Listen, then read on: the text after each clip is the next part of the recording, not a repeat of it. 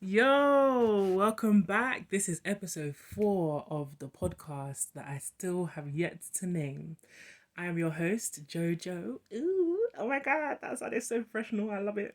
Anyway, I'm your host, Jojo. Back with another episode for y'all. Okay, don't forget to like, comment, subscribe, all that good stuff.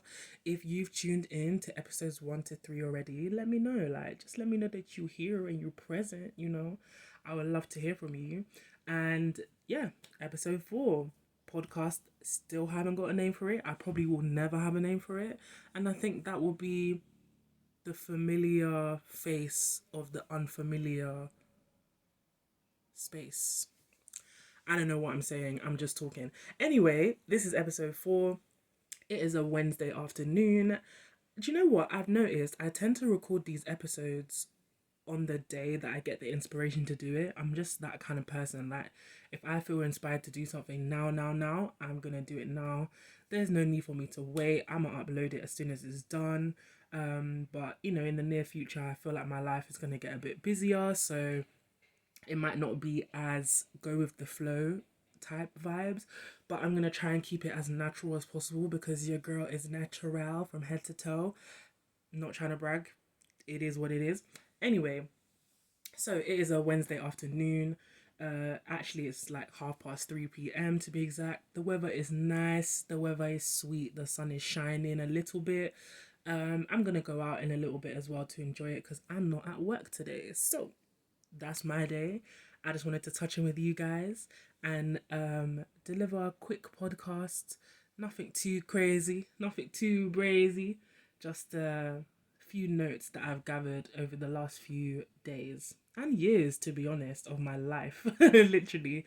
But also on top of that, not just my experiences, but the experiences of others, the things that I pick up on empathically.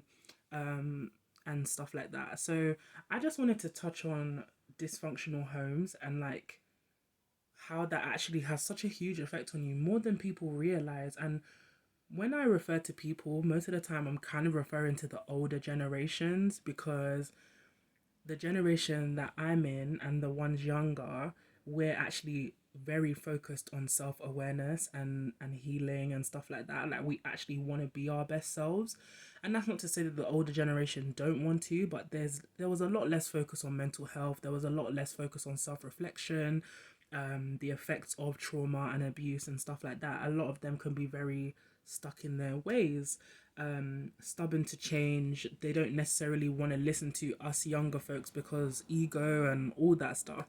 So obviously, disclaimer, I'm not trying to insult anyone. I'm not trying to generalize all of the older generation into one category. Same way I'm not trying to generalize all the younger generation into one category. But I know that percentage wise, there is a huge percent of the older generation who are very much stuck in their ways. And once the brain develops after a certain age, I think it does probably get a little bit harder to budge certain ideologies and perspectives. However, it is possible. I've met people that are in the older generation who are very much willing to listen to younger folks and actually like take heed and inspiration from us because they see the wisdom that we carry. But the world is the world for a reason. We all have different opinions, we all have different livelihoods, etc. So, can't change everyone. So, anyway, dysfunctional homes.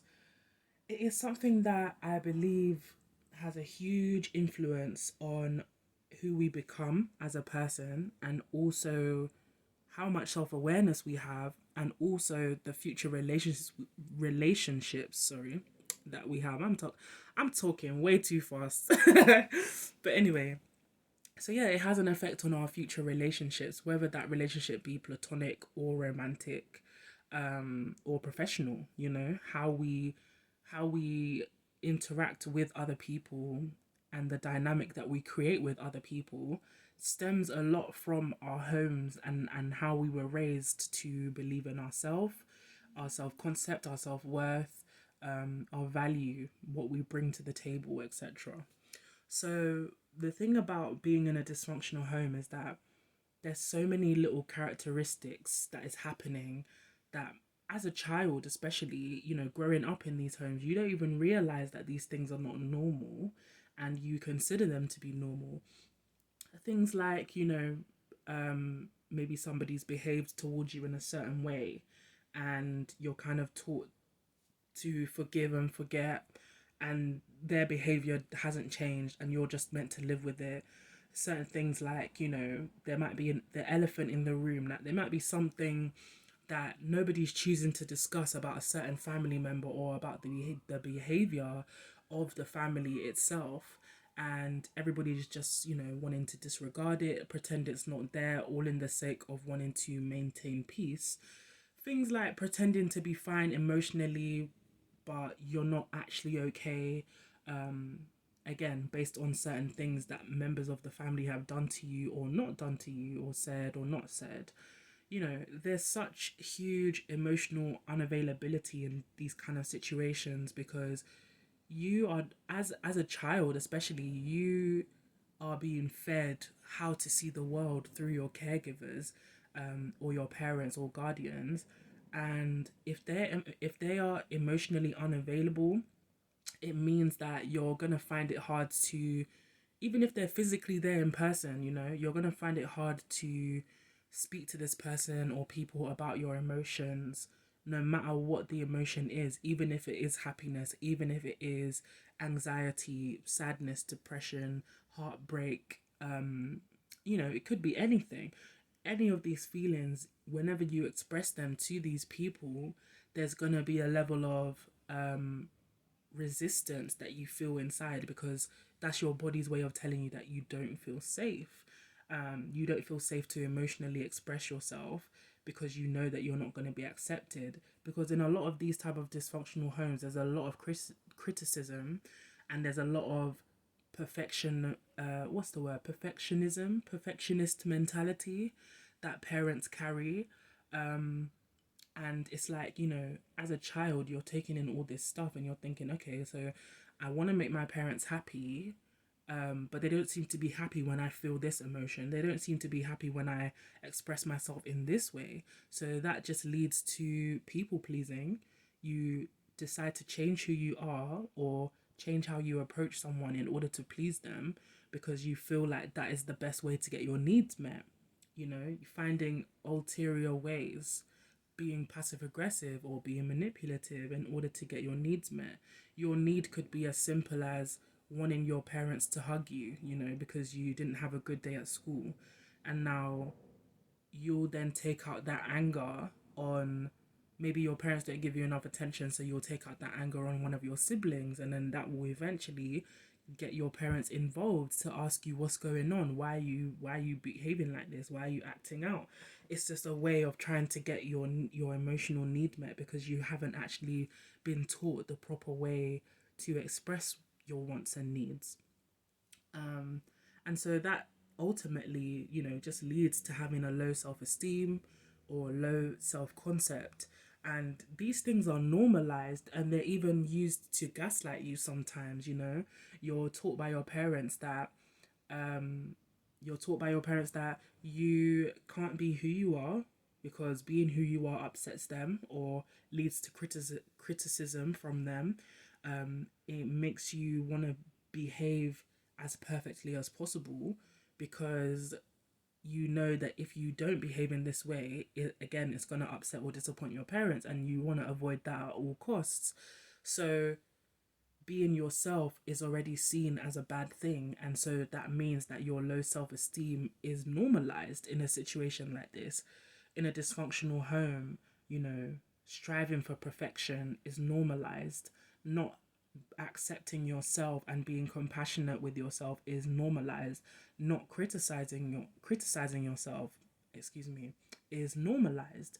And it's only as you get older that you realize that a lot of the reasons why certain relationships that you had growing up didn't work out for you is because of these fundamental things that was going on in your household. People don't want to address the fact that their parents can be their first bullies, and it's up to the parent to become that child's first bully, or their first supporter or fan. And in a lot of dysfunctional homes, you find that the parent is their first bully. And the thing about it is that you don't even sometimes realize how much it affects your relationships until you leave that relationship finally and have that opportunity to self-reflect on everything. And it's like you just see all the ways in which this person was able to abuse you, whether that be, the smallest micro versions of abuse to the macro versions of abuse. You can see the way that they didn't respect you because of certain things that you expressed to them about how you felt about your self concept. You can see why they felt like they could take advantage, or whatever it is that these people outside of your family have done to you. And the thing about it is also that it doesn't just end there. It doesn't just end with your relationships romantically or platonically. You need to have a look at the relationship that you have with yourself as well. Like, that is the most fundamental thing, because if anything, no matter what anybody has done to you outside of yourself, you are the building block of your relationship with yourself. And if you don't honor those values that you have within, if you don't honor yourself, the good, the bad, the ugly, the evil, if you can't find a way to integrate those things and become more accepting of yourself, it's going to be even harder for you to meet people that will give you the type of relationship that you would see as fulfilling.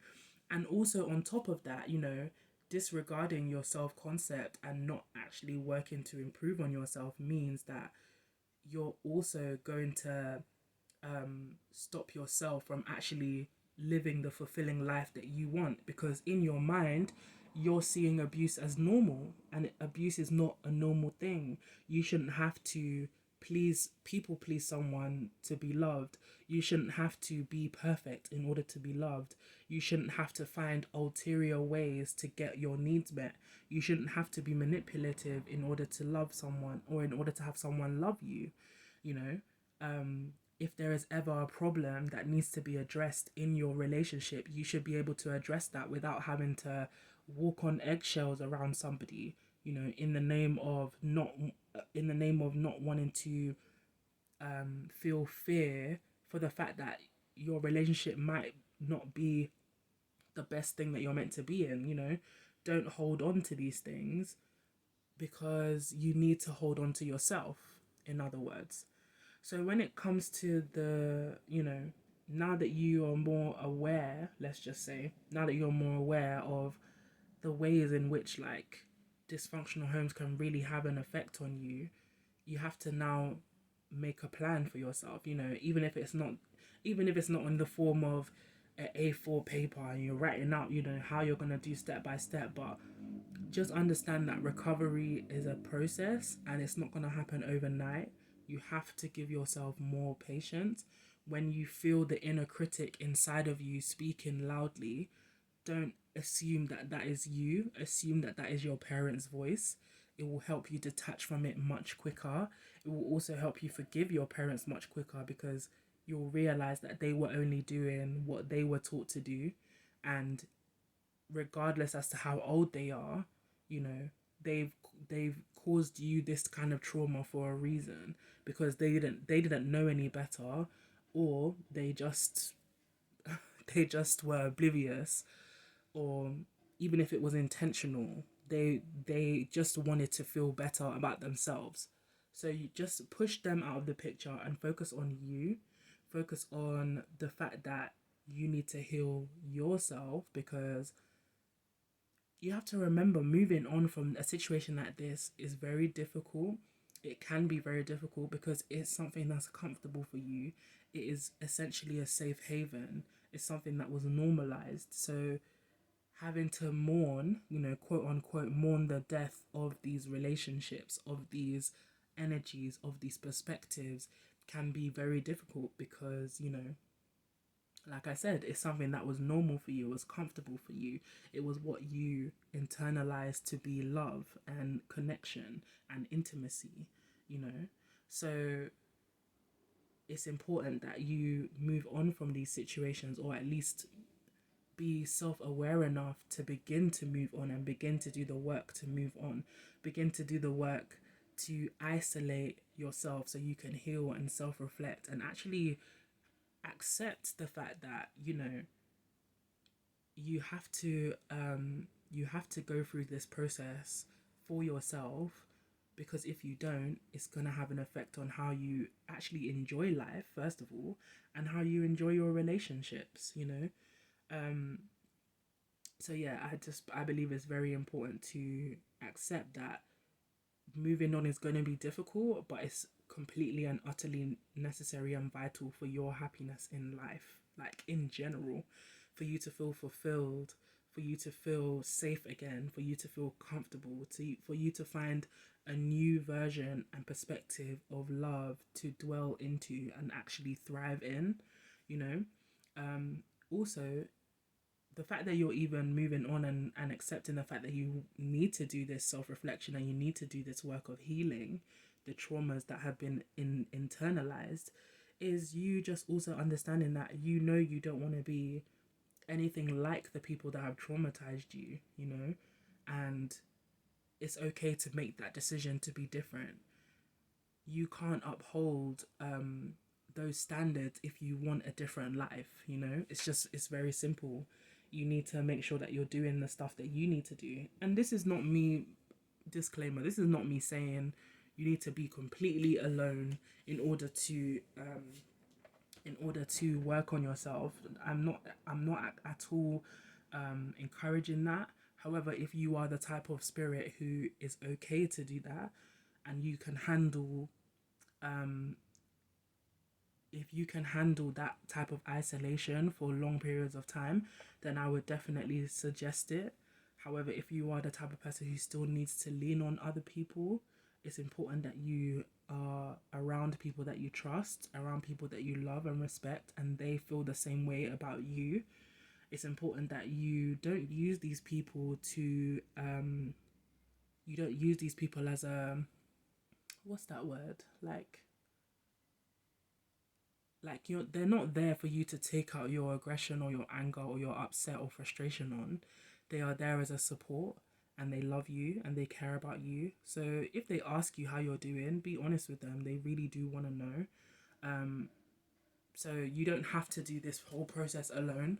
However, like I said earlier, if you have the type of spirit in you that can withhold that, and you can isolate and not feel any type of way, I would suggest you do that. It might actually help you have a better it might actually help you gain better insight into yourself, which will then build into wisdom, which we all know and love, so that when you go out there, you can actually find, not ulterior ways, but find the precise way to get your needs met. You can actually not pretend that you're fine and actually express to people how you really feel.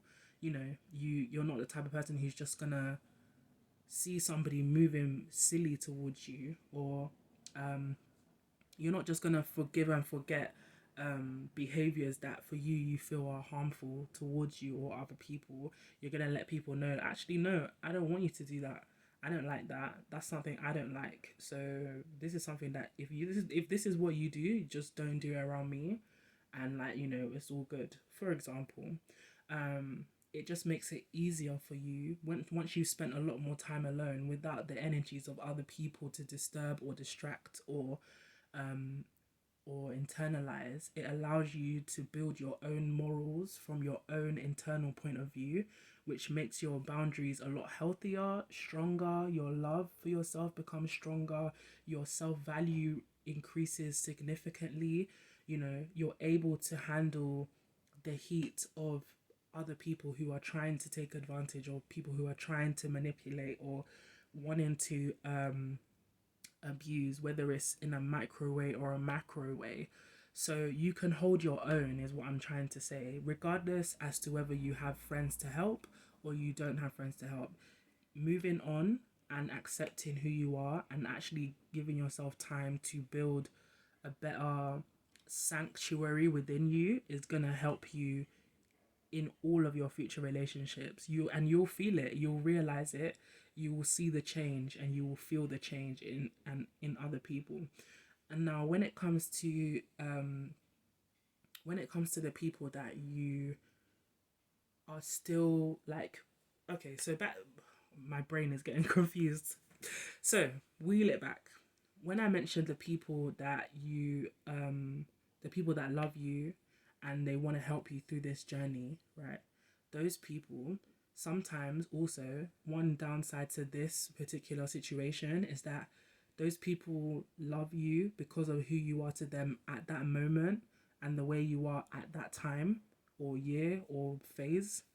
But once you start to heal and once you start to maintain and provide consistently better boundaries for yourself and you start to reflect that self-respect inside out, sometimes those people who loved and respected you don't really, like, they can't resonate with you anymore because you now have you've now improved your standard of connection, your standard of intimacy, and how they want to relate to you may now be a deal breaker for you. So in situations like that, you cannot hold up the relationship for both you and them. If they don't want to meet you where you are, then you have to let them go. Now, me saying let them go doesn't mean you have to ghost on people, but it's important that, certain discussions are had. You can always want to bring people with you where you are, so you can always talk to them about the changes that you've made, what's elevated your perspective, what's elevated your self-concept, your self-love, your self-respect, your boundaries. You can always have this conversation with them because at the end of the day, these are people you love, right? So you don't want to be the only one that's winning. You want to see them win. So you have these conversations with them, and if they're not willing to reach you where you are, like I said earlier, or if they're not willing to see what you're seeing, or if they have any kind of issue with how you now choose to express yourself or protect yourself, it's gonna be really hard to let go of those relationships. But you still have to let go because at the end of the day, if they're not coming with you, they're just gonna hold you back. So you're gonna eventually reach a point, to be honest, where you can no longer hold up your side of the of the dynamic if they're not doing anything.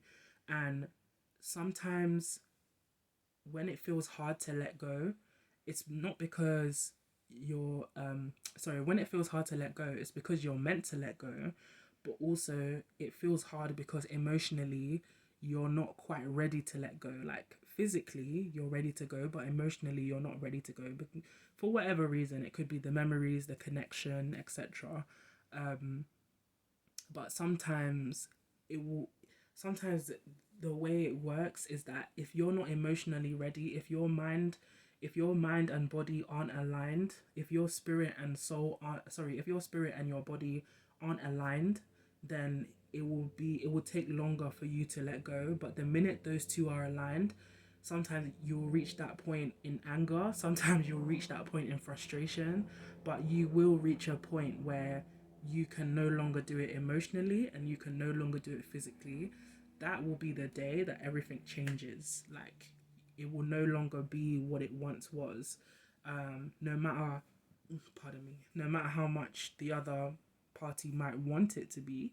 But once you're done, you're done. Everybody knows what that feels like. Everybody knows how, um, how most of the time it's anger or frustration that leads you there.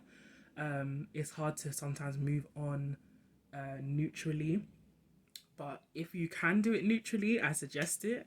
If you can't, you're just gonna have to wait till you reach that point, that point of spirit and body being aligned, and you saying it's time to be done, like, and it's done. After that day, everything changes, and I really do truly believe your life can change in one day, like in a whole day. Sometimes it doesn't. You don't even need 24 hours for your life to change. It could just be a thought that you have, a different perspective, a different way to love yourself, a different way to honor yourself, and life outside of you will change. So, anyway, going back to the main point, right? This is what I believe, people should do if they are in some kind of dysfunctional situation. It's not something that you can just deal with immediately or instantly. It is a process. So no matter how much you might want to criticize yourself or feel humiliated at what you've been through, always remember to give yourself compassion. Always remember to give yourself patience. The same level of compassion and empathy that you will give to others if they told you about their situation is the same level of compassion and patience that you need to give yourself. And that will actually also help with your self concept and your value, because you should understand that you deserve to be cherished just as much as the people you help. You know what I mean? So, yeah, that's all I want to say. I think it's very important that people talk about this kind of stuff, because it's hard. You kind of feel like you're in a period of mourning. It's like you're mourning the death of a situation, even though these people or person haven't actually physically died, but you're still in a process of mourning the death of a relationship of some kind. So it's important to give yourself that compassion and patience for sure. Anyway, that's me. I'ma go roll my shit and go smoke or whatever. Thank you for listening. Thank you for listening if you're still tuned in. This is my podcast with your host Jojo. This is the podcast that still has no name. Hope you loved episode 4, and I'll see you in episode 5.